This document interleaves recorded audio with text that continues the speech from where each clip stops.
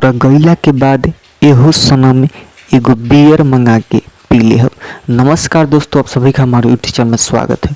तो आप लोगों को बता दूं कि ट्रेंडिंग स्टार यानी हिट मशीन खेसारी लाल यादव का आप लोगों के बीच में एक और बहुत ही धमाका बड़ा आ रहा है। मस्त और ज़बरदस्त सॉन्ग, बहुत बेहतरीन।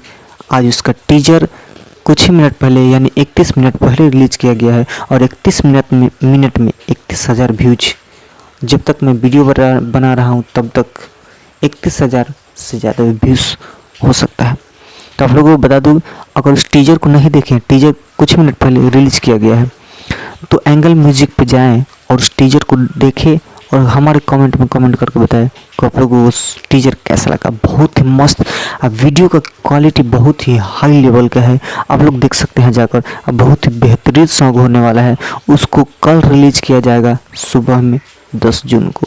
काफ़ी बेहतरीन सॉन्ग होने वाला है, तो जाइए और देखिए और ढेर सारा प्यार दीजिए।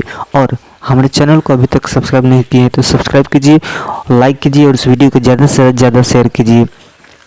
और फिर से मिलते हैं अगले वीडियो में एक नए अपडेट्स और धमाल खबर के साथ। तब तक जय हिंद, जय भोजपुरी।